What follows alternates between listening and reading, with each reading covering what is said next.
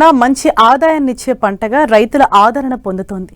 తక్కువ పంటకాలం దిగుబడి ఎక్కువగా వస్తుండటంతో చాలా మంది రైతులు ఈ పంట సాగుకు మొగ్గు చూపుతున్నారు. ప్రస్తుతం తెలుగు రాష్ట్రాల్లోని రైతులు వేసుకోవాల్సిన మధ్య స్వల్పకాలిక రకాల గురించి తెలియజేస్తున్నారు ప్రధాన శాస్త్రవేత్త డాక్టర్ నగేష్ కుమార్. మరి ఆ వివరాలేంటో ఇప్పుడు చూద్దాం.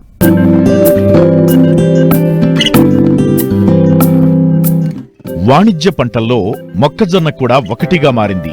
ఆహారంగానే కాక దాణా రూపంలోనూ, పశువులకు మేతగాను, వివిధ పరిశ్రమల్లో ముడిసరుకుగాను ఉపయోగించడం జరుగుతోంది. వర్షపాతం ఆధారంగా సాగునీటి కింద మొక్కజొన్నను విత్తుతున్నారు. అయితే ఏటా జూన్ మొదటి వారంలోనే వర్షాలు పడుతుంటాయి. వర్షం పడిన వెంటనే మొక్కజొన్నను రైతులు సాగు చేస్తుంటారు. జూన్ మొదటి వారంలో అయితే దీర్ఘకాలిక రకాలను సాగు చేసుకోవచ్చు. జూన్ చివరిలో మధ్యకాలిక రకాలను సాగు చేసుకోవాలి. ఆలస్యమైన ప్రాంతాల్లో స్వల్పకాలిక రకాలను వేసుకోవాలని సూచిస్తున్నారు రాజేంద్రనగర్ మొక్కజొన్న పరిశోధనా స్థానం ప్రధాన శాస్త్రవేత్త డాక్టర్ నగేష్ కుమార్. అయితే ఆ రకాలు, వాటి గుణగణాలేంటో ఆయన ద్వారానే తెలుసుకుందాం. తెలంగాణ రాష్ట్రంలో మొక్కజొన్న పంటని సుమారుగా 12 లక్షల ఎకరాల విస్తీర్ణంలో సాగు చేయడం జరుగుతోంది.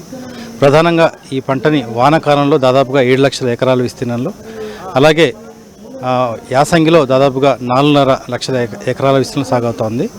ముఖ్యంగా తెలంగాణ రాష్ట్రంలో ఈ మొక్కజొన్న పంటని కామారెడ్డి, నాగర్ కర్నూల్, అలాగే మహబూబ్నగర్ జిల్లాలో ఎక్కువ విస్తీర్ణం సాగుతోంది. అయితే మొక్కజొన్న సాగులో రకాల ఎంపిక అనేది చాలా ముఖ్యమైనటువంటి యాజమాన్య పద్ధతి కాబట్టి ప్రధానంగా ప్రొఫెసర్ జయశంకర్ తెలంగాణ రాష్ట్ర వ్యవసాయ విశ్వవిద్యాలయం నుంచి మొక్కజొన్నలో 2 ప్రధానమైనటువంటి వంగడాలు విడుదల చేయడం జరిగింది. వీటిలో DHM 117 మరియు DHM 121 ఈ 2 వంగడాలు కూడా చాలా ప్రాచుర్యంలో ఉన్నటువంటి వంగడాలు.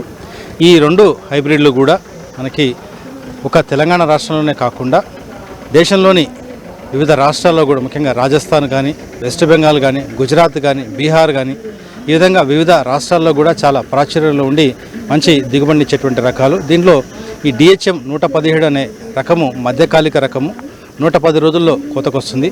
అలాగే ఎకరాకి 30 నుండి 35 క్వింటాల దిగుబడి ఇస్తుంది. ఎండు తెగులు మరియు ఆకుమాడు తెగులు రెండింటిని కూడా పూర్తిగా తట్టుకునేటువంటి రకము. ప్రధానంగా ఈ హైబ్రిడ్ అనేది ఎక్కువ దిగుబడిని ఇచ్చడంతో పాటు పంట ఎప్పుడైతే కోతకొస్తుందో ఆ సమయంలో కూడా పూర్తిగా పచ్చదనం కలిగి ఉంటుంది. కాబట్టి కేవలం దిగుబడియే కాకుండా ఈ రకాన్ని పశుగ్రాసం కూడా, పంట కోసే సమయంలో పశుగ్రాసం కూడా తీసుకోవడానికి అవకాశం ఉంటుంది. కాబట్టి మన రాష్ట్రానికి ఇది ఒక మంచి, ఈ DHM 117 అనేది ఒక మంచి అనుకూలమైనటువంటి హైబ్రిడ్గా చెప్పవచ్చు. అలాగే DHM 121 అనే మరొక హైబ్రిడ్ను కూడా ఈ ప్రొఫెసర్ జయశంకర్ తెలంగాణ వ్యవసాయ విశ్వవిద్యాలయం మొక్కజొన్న పరిశోధన కేంద్రం నుంచి 2012 సంవత్సరంలో విడుదల చేయడం జరిగింది. ఇది కూడా ఒక మంచి దిగుబడి ఇచ్చేటువంటి హైబ్రిడ్ వంగడము.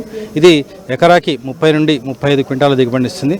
అలాగే అన్ని రకాల తెగుళ్లను కూడా తట్టుకొని గింజ కూడా మంచిగా నారింజ రంగులో ఉంటుంది. కాబట్టి రైతులకి మంచి ధర ఇచ్చేటువంటి అవకాశం కూడా ఉంటుంది. కాబట్టి ఈ రకం కూడా ప్రస్తుతం ఈ 2 ఏవైతే DHM 117 కానీ, అలాగే DHM 121 2 హైబ్రిడ్ యొక్క విత్తనాలు కూడా రాజేంద్రనగర్ వ్యవసాయ పరిశోధన యూనివర్సిటీ అయినటువంటి మొక్కజొన్న పరిశోధన కేంద్రంలో అందుబాటులో ఉన్నాయి. కాబట్టి రైతు సోదరులు ఈ అవకాశాన్ని సద్వినియోగం చేసుకోవాల్సిందిగా కోరుతా ఉన్నాం.